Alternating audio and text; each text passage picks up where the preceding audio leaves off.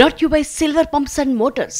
Top quality और consistent performance के लिए सिर्फ सिल्वर पंप्स नाम याद रखना. ఏదో విధంగా పీఠం ఎక్కువ అందిన కాడికి దోచుకో ఇదేనా వాళ్ళ ఆలోచన విధానం. హెచ్సిఏ అక్రమాల గురించి మనం మాట్లాడుకుంటున్నాం. బ్రేకింగ్ న్యూస్ మనకు అందుతోంది. తీగ లాగితే డొంక కదులుతోంది. ఏదో విధంగా పీఠం ఎక్కువ అందిన కాడికి దోచుకో, పైనుంచి నిధుల వరద పారుతుంది, ఎంత దక్కితే అంత దక్కించుకో అన్నట్టుగా ఉంది హెచ్సిఏలో బాస్ల ఆలోచన విధానం. తాజాగా వచ్చిన ఆరోపణలతో తీగ లాగితే 10 ఏళ్ల అవినీతి అంతా బయటపడుతోంది.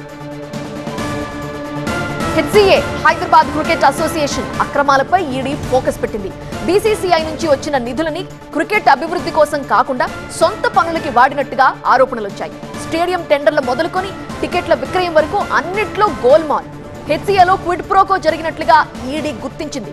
టెండర్లు లేకుండా తమ వారికే పనులు కేటాయించడంతో హెచ్సిఏ సభ్యులు భారీగా లబ్ధి పొందినట్లుగా తేల్చింది. కొద్ది రోజుల క్రితమే హెచ్సిఏ మాజీ ట్రెజరర్ సురేందర్ అగర్వాల్ అతడి భార్యని ఈడీ విచారించింది. అగర్వాల్ భార్య పేరు మీద జేబీ జ్యువెలర్స్ ఖాతాలోకి లంచం డబ్బులు చేరినట్లుగా గుర్తించింది. అంతేకాదు 90 లక్షల రూపాయల క్విడ్ ప్రోకో జరిగినట్లుగా గుర్తించింది ఈడీ. క్రికెట్ బాల్స్ టెండర్లు, జిమ్ సామాను టెండర్లు, స్టేడియం కుర్చీల టెండర్లు తమకే కేటాయించినందుకు లక్షల రూపాయల లంచం తీసుకున్నట్లుగా తేల్చింది.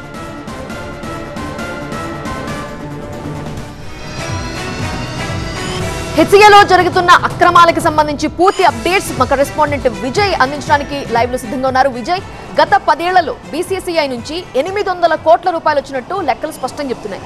అందులో ఎంత కరెక్ట్ గా ఉపయోగించారు, ఎంత దారి మళ్ళాయి, ఏం చెప్తోంది? ఈ రోజు నుంచి ED investigation Hyderabad cricket association పైన ప్రారంభమైంది.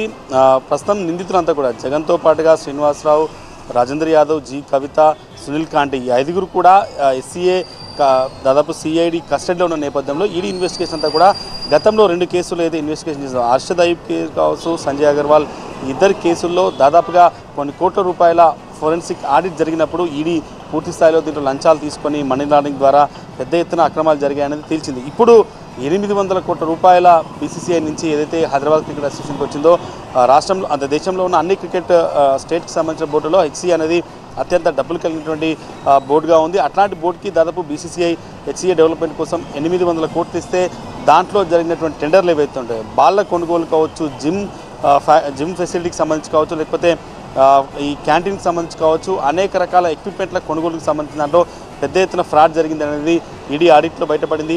ఫోరెన్సిక్ ఆడిట్ చేసిన దాని తర్వాత 2 సార్లు రైడ్ చేశారు. ఆ తర్వాత కొన్ని ఆస్తులు కూడా ఎస్సీఏకి సంబంధించినటువంటి అగర్వాల్ సంబంధించినటువంటి కేసులో ఆస్తులు అటాచ్ చేశారు. ఇప్పుడు జగన్మోహన్ రావు వచ్చిన తర్వాత 178 కోట్లు బీసీసీఐ నుంచి వచ్చినటువంటి డబ్బుని వాడారు. వీటిలో కూడా క్యాటరింగ్ కావచ్చు, జిమ్ ఎక్విప్మెంట్ కావచ్చు, కుర్చీల సీటింగ్కి సంబంధించిన కుర్చీలకు సంబంధించి కావచ్చు, లేకపోతే బాల్స్ కావచ్చు, వీటన్నింటికి వెనకాల కూడా జగన్మోహన్ రావు కూడా సేమ్ పద్ధతిలో కాంట్రాక్టర్లకి ఇచ్చాడు. ఎక్కడ కూడా అగ్రిమెంట్ లేకుండానే ఎస్సీఏ అకౌంట్స్ నుంచి ఇష్టం వచ్చినట్టుగా డబ్బులు కూడా వాడినట్టుగా ఫోరెన్సిక్ ఆడిట్లో తెలిసింది. కాబట్టి సో ఇన్వెస్టిగేషన్ ఈడీ కూడా పిఎంఎల్ఏ చట్టం కింద చేస్తుంది.